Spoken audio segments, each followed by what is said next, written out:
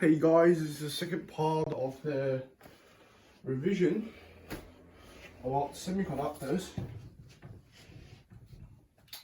Now let's talk about diode. Diode is a classic non-ohmic conductor. I mean, non-ohmic components, it's not really a conductor. For last lesson, we noticed this p-n junction and then this middle bit, it's called the barrier region or depletion region. I don't know if I spelled it correct or not. Barrier region or depletion region, it's the name of this stable section. You know? And then, guys, diodes can only allow currents to flow in a single direction, not like a resistor, which can be flow in any direction. How to think about this?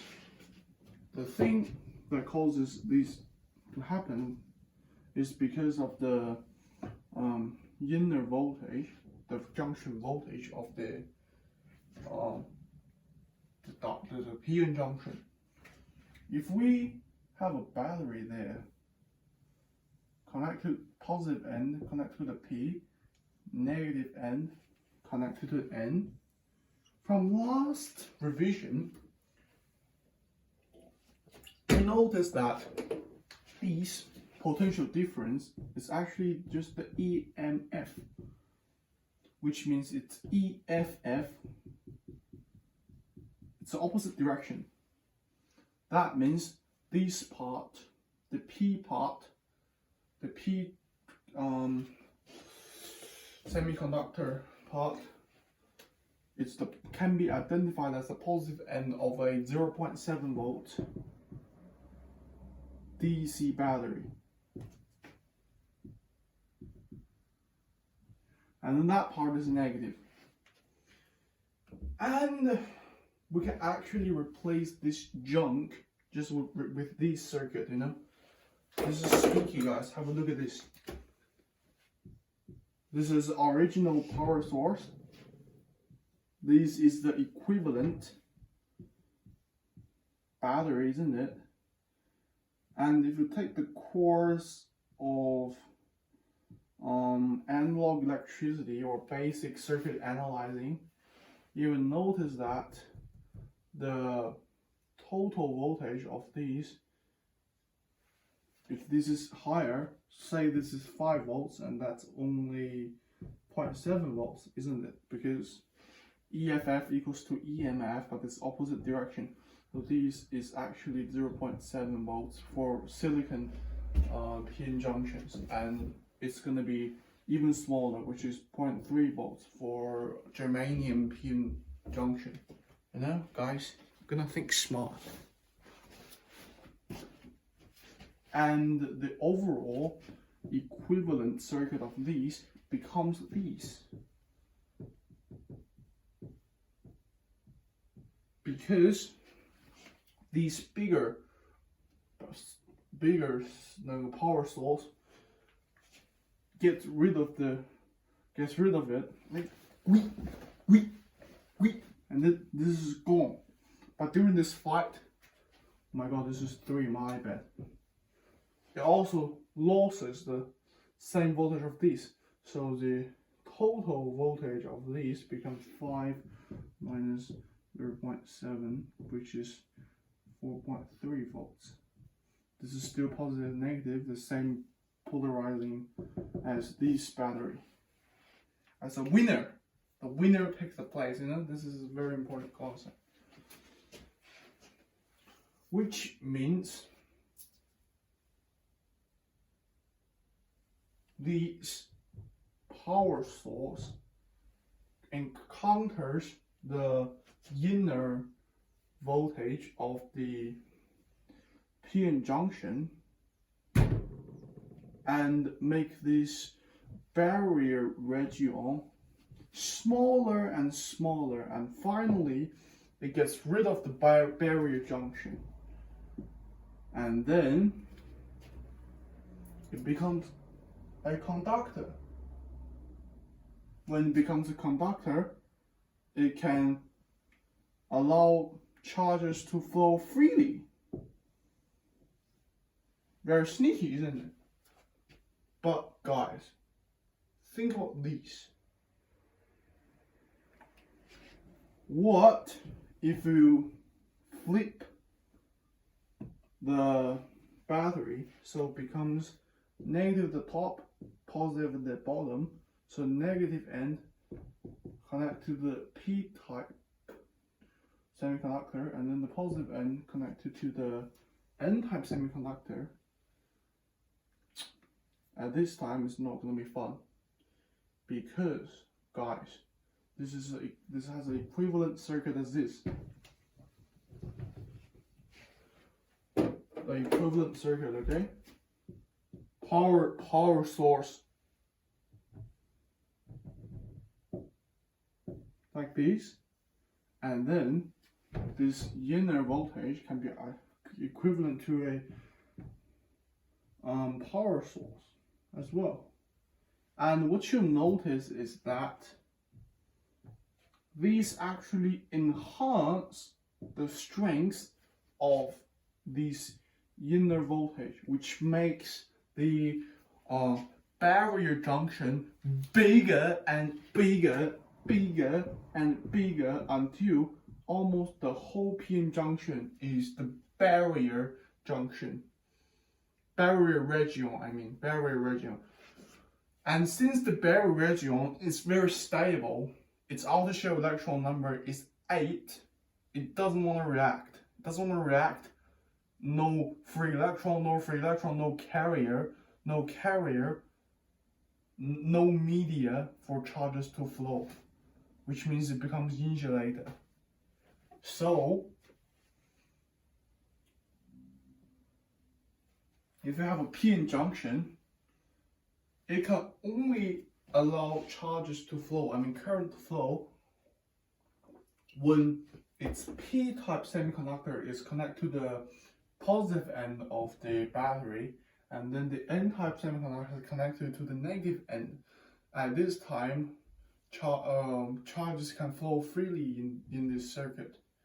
But if we flip the battery, so if the p-type semiconductor is connected to the negative end and the n-type semiconductor is connected to the positive end, it's basically an open circuit. So basically, this is gone. Becomes open circuit, insulator. No current flowing through. So it only allows current to flow in a single direction, which is from its P to its N. And a diode is just a PN junction, guys. Don't make it over complex.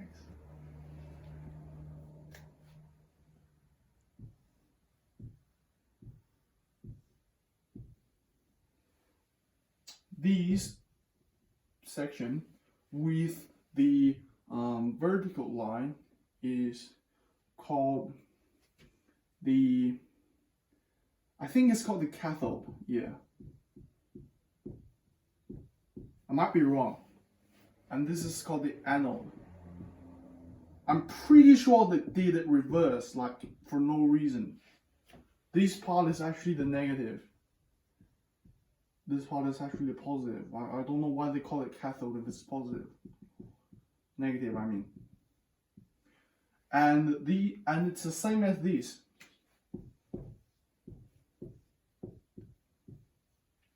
The P-type semiconductor is the anode, and the N-type semiconductor is the cathode. So instead of drawing a circuit diagram like this, we just draw this. So let me have a quick test for you guys. This is the power source. Is there going to be current flowing through in this circuit? Yes or no? Pause the video and have a think. Well, the answer is definitely yes, because positive end to P-type or to anode, negative end to cathode or N-type semiconductor current flowing through, this power source voltage has to be greater, its voltage has to be greater than the junction voltage, which is 0.7 volts for silicon and then 0.3 volts for germanium. So let's say it's 5 volts. It's gonna encounter the inner field, the inner voltage, the junction voltage of the diode, and then allows charges to flow. But what if this is 0.1 volt? Well, then this is not strong enough to break or encounter the junction voltage of the diode. So its barrier junction is still there. That's basically what's happening. And if we flip the battery, is there going to be charge? No, there isn't.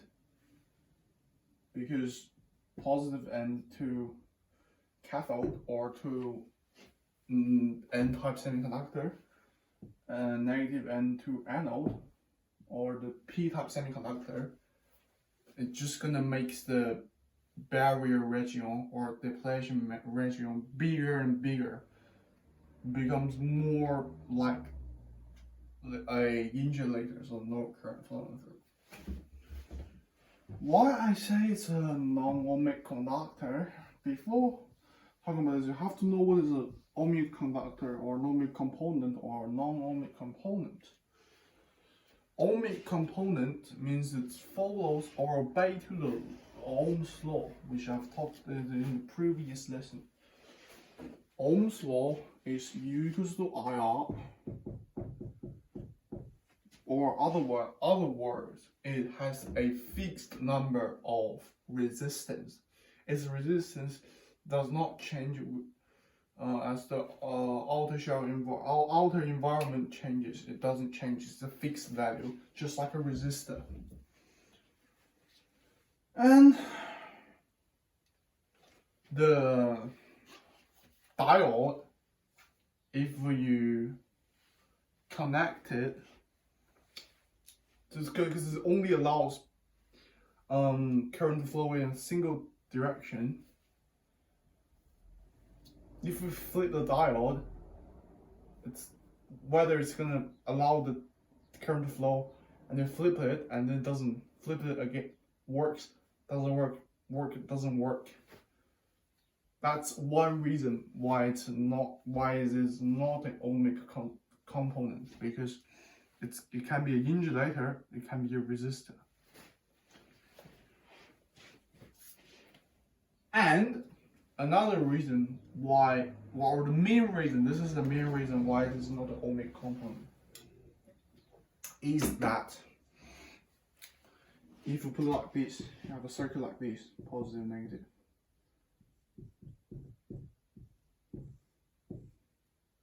Oh, Shiba.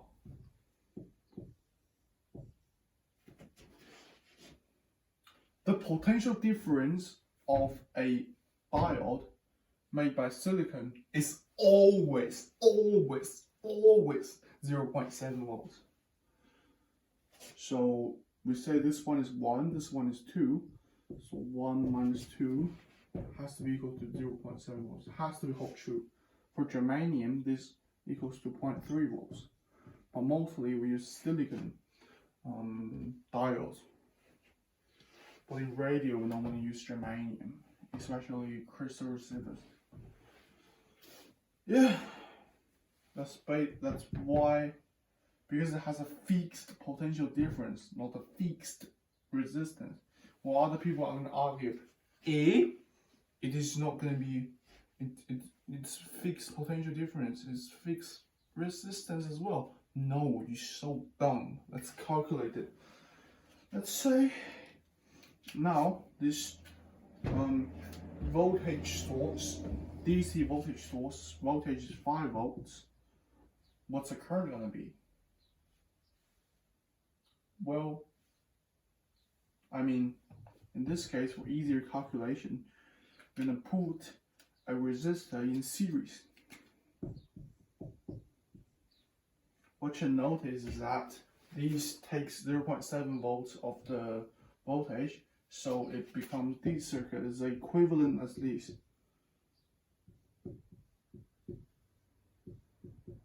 Because 5 minus 0.7 equals 4.3. Let's say it's 1 ohms. So its current flowing through is 4.3 amps. And if we change the voltage to 12 volts, what's going to happen is this equivalent power source becomes 11.3, which is 12 minus 0.7, and the 11.3 minus divided by 1 becomes 11.3 amps. And in this case, there's actually a diode there, and then the current flowing through is 11.3 amps. According to Ohm's law, the resistance of these components is going to be 11.3 times its potential difference, which is 0.7, and then if it's 5 volts, we've talked about that before, this is 4.3 amps, so its voltage equals to 4.3 times 0.7, and you can see that these are not going to be the same answer, these are not going to be the same result. So its resistance is not a fixed value, it depends on the voltage source of the circuit. It is very sneaky. And if you draw it, and another way to interpret is whether ohmic or non-ohmic component is by looking at its current versus voltage diagram, and the diode is going to look something similar to this.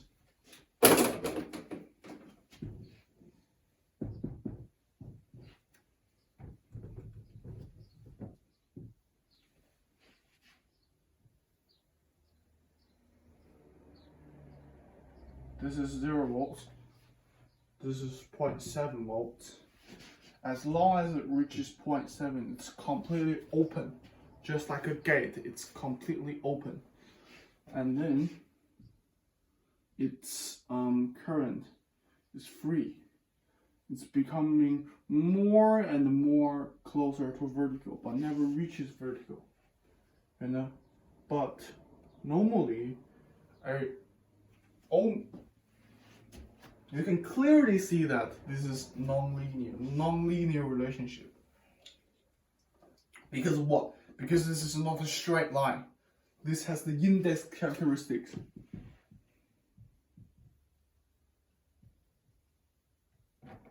Index characteristics. That's what diode and transistors have. Index characteristics. So they don't have linear characteristics. But resistors do have linear characteristics. That's why resistors are ohmic components. Resistors, current versus voltage diagram will look something similar to this. Straight line. Linear. That's basically, so ohmic components and linear components are the same thing. Non-ohmic and non-linear are the same thing. You have to remember this. This is very sneaky, okay? Okay, see you next revision. Make sure you subscribe and slap the like button.